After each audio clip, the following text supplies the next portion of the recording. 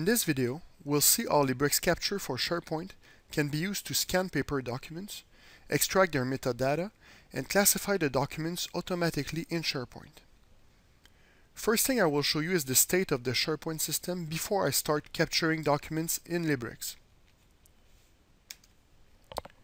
For the current demo, I will be using a site named Test Site and sending content to its documents library. You can see right now I have no items in this library. My goal will be to feed this site with content from Librex. Next thing I'll do is launch my Librex client. For the current demo, I will be logging on manually, but I could also be logged on through an Active Directory for a single sign-on. In this case, I will be right away launching the scanning window. Librex also offers different capture methods to capture any type of content that's produced from your organization. For example, scanning paper documents, but also importing electronic files, importing email, fax, or any other type of content that can be produced. The data can be entered manually or can be extracted automatically from the content of each type of document. So I will start my scanning window right here. For this demo, what I'll be scanning is a document for a fake university called the World University. So I'll have different students that want to either register to university or send their transcript or any other type of document. So what I'll be doing is scanning a folder for a student folder. So not only one type of document, but different types of document. And also by default, Librex was activated with the document model recognition.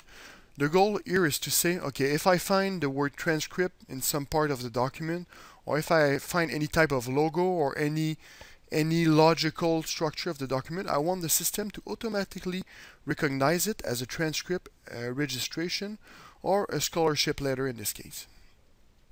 So right now I put different documents on my scanner, my physical scanner, and all I have to do is hit the scan button. You can't see it, but you can hear right now that my paper documents are starting to be scanned. And then once the document is scanned physically, the scanner sends it to Librex through its Twain interface. So using this Twain interface, Librex can connect to any major scanner on the market, which almost all of them have Twain interfaces for integration. So you can see here the first thing that happened is that I received my first document. Once Librex received the first document, he started to try to recognize this document. So you can see from here, he cites a registration. Using different business rules, could say if you find the word registration on the document, then you can mark it as a registration document. So once the document was identified, he then started to extract its metadata. Librex offers different techniques to extract metadata. For example, it could be reading a barcode right here, could be doing some OCR, text extraction, or it could be more advanced scenarios, for example, data lookup or other scenario.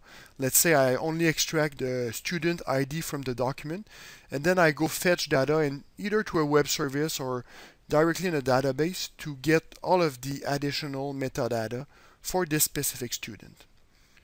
Also, Librex offers different options, like I could do a rotation on the document to the right, to the left.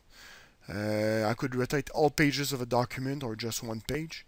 I could do just a small move to the right, to the left, or small, more fine rotation. If required, I could rescan a page or the whole document. And I could also merge documents, for example. So let's say I have those three, I want to merge them. I can do all of those operations. I could do a full text extraction or just extract some specific metadata on that document. So now that Librex has recognized the document and extracted the metadata, all the user has to do is to validate the data that was extracted. To help the user do this validation, we also offer a zoom box that does a focus and a zoom on one part of the content where this data is extracted. So you can see from this zoom that this student ID was really extracted from this part of the document, searching for a barcode. So all I have to do is to validate my documents. First one was registration. Now here I have a scholarship letter. Next one will also be a registration. At the same time, you can see that Librex applies only the metadata that's pertinent to this type of content especially. So here I have a registration with 6 metadata, but when I'll go to the next document, you will see I will only have 4 metadata there. So you can see for the transcript, there's only student ID, last name, first name, and level. So no program and no year was assigned to this content. Of course, this is an example, and you can just program it and configure it according to your business rules and your metadata requirements within Sharepoint. So same thing here, I can also use the automatism zoom box to see from where this data was extracted. So all I have to do here is to validate all of those documents. And here are my 9 documents that are now validated and being ready to send to the server. So I just complete my batch, and now the document is being sent to the Librex server, which will then have to validate its configuration to see should I send this document or not to Sharepoint. So we have a controller and a smart connector to Sharepoint that's really kind of the piece of software in charge to see should I send this content or not to Sharepoint, and if so, how should it be translated to Sharepoint. So we can see here that we had no documents within Sharepoint, but once they go through the synchronization controller, we'll start to see this folder being built up.